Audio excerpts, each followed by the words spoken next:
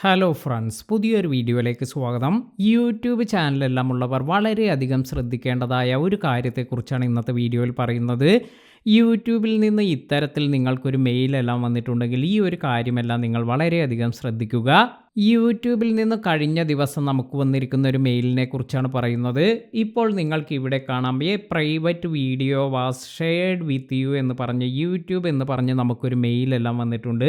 അപ്പോൾ നമുക്ക് യൂട്യൂബിൻ്റെ ഭാഗത്തു നിന്നും വന്നിരിക്കുന്ന ഒരു മെയിലാണ് എന്ന് തോന്നിപ്പിക്കുന്ന തരത്തിലുള്ള ഒരു മെയിലെല്ലാമാണ് ഇവിടെ വന്നിരിക്കുന്നത്. YouTube creators has shared A private video with you on YouTube എന്നെല്ലാം പറഞ്ഞിട്ടുണ്ട്.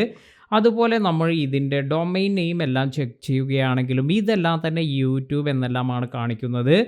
ഇനി നിങ്ങൾക്ക് ഇവിടെ ഏറ്റവും താഴത്തായി ഇതുപോലെ new studio rules and check the description എന്നെല്ലാം കാണിച്ച് ബൈ യൂട്യൂബ് ക്രിയേറ്റേഴ്സ് എന്നെല്ലാമാണ് ഈ ഒരു മെയിലിൽ വന്നിരിക്കുന്നത്.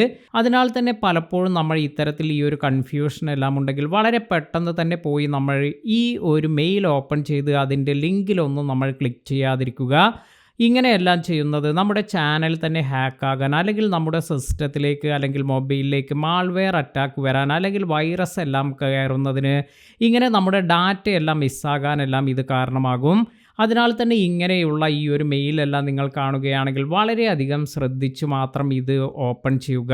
ഏറ്റവും ഇമ്പോർട്ടൻ്റായി നമ്മൾ മനസ്സിലാക്കേണ്ട മറ്റൊരു കാര്യമെന്ന് പറയുന്നത്, ഇത്തരത്തിലുള്ള ഒരു മെയിലെല്ലാം വരിക സാധാരണയായി നമ്മൾ നമ്മുടെ ചാനലിൽ കൊടുത്തിരിക്കുന്ന സ്പോൺസർഷിപ്പിന് വേണ്ടിയെല്ലാം നമ്മൾ കോൺടാക്റ്റ് ചെയ്യുന്നതിന് വേണ്ടി കൊടുത്തിരിക്കുന്ന മെയിൽ ഐ ഡിയിലേക്കെല്ലാം ആയിരിക്കും. അതിനാൽ തന്നെയാണ് നമ്മൾ മെയിൽ ഐ ഡി എല്ലാം ക്രിയേറ്റ് ചെയ്യുമ്പോൾ, അതായത് നിങ്ങളുടെ യൂട്യൂബ് ചാനലിന് ഒരു മെയിൽ ഐ ഡി എല്ലാം ക്രിയേറ്റ് ചെയ്യുമ്പോൾ ഇത് നിങ്ങളുടെ ഈ ഒരു ചാനലിലുള്ള അതേ മെയിൽ ഐ ഡി ഒന്നും നിങ്ങൾ പുറത്ത് കൊടുക്കരുത് എന്നെല്ലാം പറയുന്നത്.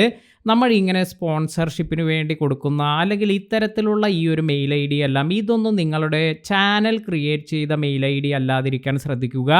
അപ്പോൾ തന്നെ നിങ്ങൾക്ക് ഇത്തരത്തിൽ വരുന്ന ഈ ഒരു ഇതെല്ലാം തന്നെ നിങ്ങൾക്ക് ഒരുവിധം ഒഴിവാക്കാനെല്ലാം സാധിക്കും. അപ്പോൾ ഈ ഒരു കാര്യം കൂടി നിങ്ങൾ ശ്രദ്ധിക്കുക. വീഡിയോ ഉപകാരപ്പെട്ടുവെങ്കിൽ ലൈക്ക് ചെയ്യാനും മറ്റുള്ളവർക്ക് ഷെയർ ചെയ്ത് കൊടുക്കാനും മറക്കാതിരിക്കുക. പുതിയ അറിവുകളുമായി മറ്റൊരു വീഡിയോയിൽ കാണാം. താങ്ക്